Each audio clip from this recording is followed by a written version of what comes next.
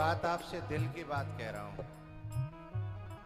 रामायण का पढ़ना कभी खाली नहीं जाता। ये भागवत की कथा कहना तो मैं बहुत बाद में सीखा हूं। मेरे बचपन में बस मुझे रामचरितमानस को पढ़ने का। एक बात और कहूंगा मैं,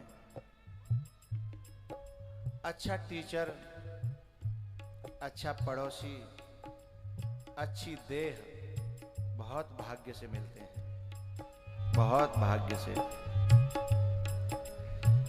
मुझे बात इसलिए याद आई कि ये रामायण ये बहुत कुछ सिखाती नहीं है। रामायण तो गोद में उठा करके ले आती है, तू मुझे पकड़ रहा, आजा, मैं तुझे भगवान के पास पहुंचाती हूं। मैं छोटा सा था, हमारे घर पे रामायण पढ़ी जाती थी, लेकिन हमारे घर पे जो रामायण पढ़ी जाती थी वह लाल कपड़ा में बांध के और वे रख देते, तो हम डर के मारे हाथ नहीं लगाते, पूजा माई या कहूँ हमें घर के डांटे नहीं, फटकारे नहीं। क्योंकि मैंने रात को शाम को ही खुलती थी जो पाठ होता था, लेकिन हम डर के मारे छूते नहीं थे। मैंने बात ये कही ना कि अच्छा पड़ोसी, अच्छी देह बड़ी मुश्किल से मिलती है। तो मेरे खेत के पड़ोस में एक भगत जी आते, बड़े बूढ़े आते हैं भगत जी, अब दुनिया में नहीं रहे वो। तो उनकी एक झोंपड़ी थी, उसमें वो हर समय रामायण का पाठ करते थे। जब खाली समय मिलता रामायण का पाठ करते थे। मेरा उनसे दोस्ताना सा हो गया। उन्होंने मुझे रामायण की चौपाइयां पकड़ा दी और रामायण ने मेरी उंगली पकड़ ली और पकड़ करके यहां तक ले आई।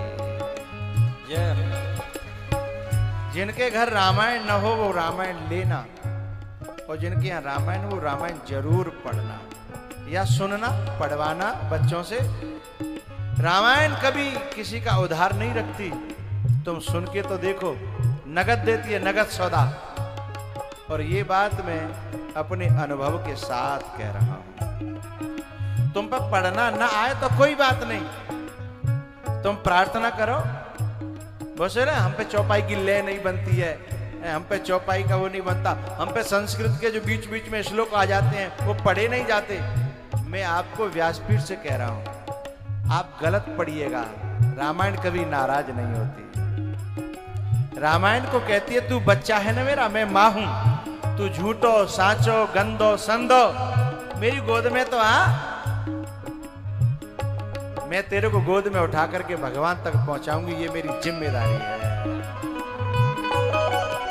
हमें निज धर्म पर चलना बताती रोज रामायण, सदा शुभ आचरण करना सिखाती रोज रामायण। कहीं छब विष्णु की बाकी, कहीं शंकर की है झांकी, कहीं छब विष्णु की बाकी, कहीं शंकर की है झांकी। हृदय आनंद झूले पर, हृदय आनंद झूले पर झुलाती रोज रामायण।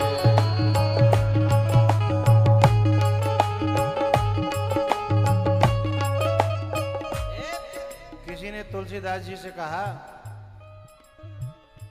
कि तुम एक कागज की इस पोथी को अपनी मां बता रहे हो, कागज की इस पोथी को अपनी मां बता रहे हो।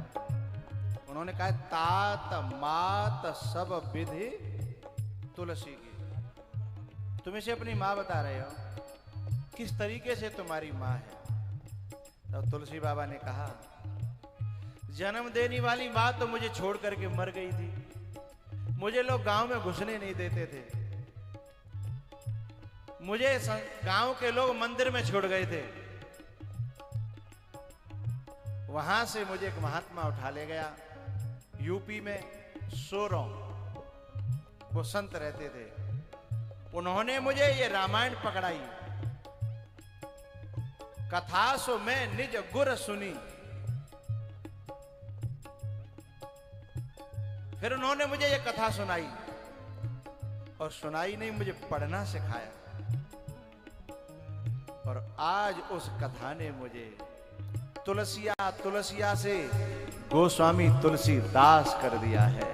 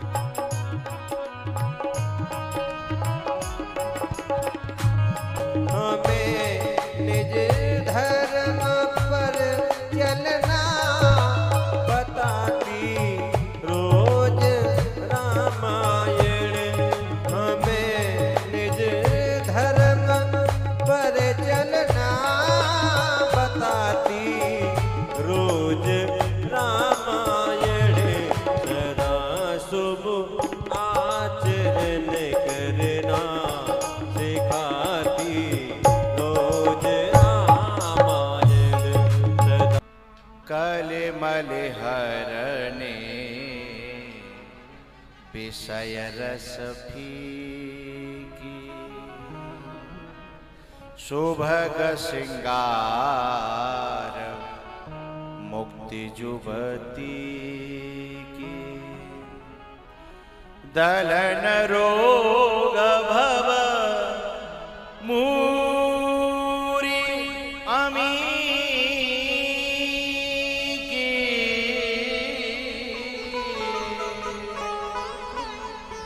दलन रोग, वो जो राक्षसत्व है ना, उसको दलन दलन माने नष्ट कर दिए। दलन रोग भव मूरी अमी तात मात सब विधि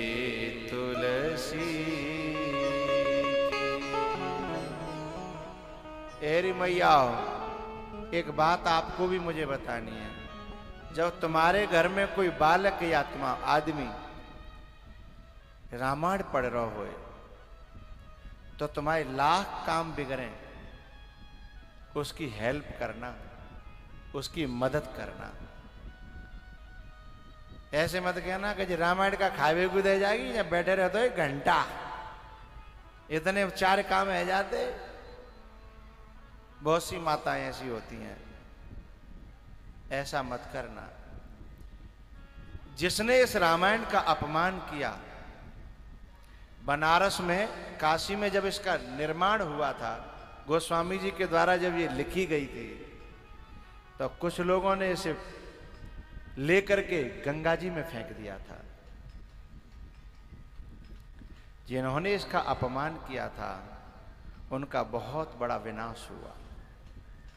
उनका बहुत दुर्गति हुई उन लोगों की। इसलिए रामायण को पढ़ने वाले का भी हम अपमान न करें। पढ़े तो मदद करें, कोशिश करें। तो बात चल रही थी कि परिवार में विघटन डालने वाले, आपको आश्चर्य होगा था, इसलिए इतनी बात खोलनी पड़ी कि विघटन डालने वाले इस समय 95% हैं और जोड़ने वाले ना 5% नहीं है। अब भाई 5% में 2.5% ऐसे हैं जो न जोड़े न बिगाड़े, उदासीन नित रही है गोसाई बोले तो मरो चाहे जियो, हमें लेनो देनो नहीं है। 2.5% वे हैं और 2.5% वे हैं कि जो सचमुच दिल से वो चाहते हैं कि तुम्हारे घर का विघटन दूर हो जाए। अब ये नसीब वाले को मिल पाएंगे। जा पे कृपा राम की हुई।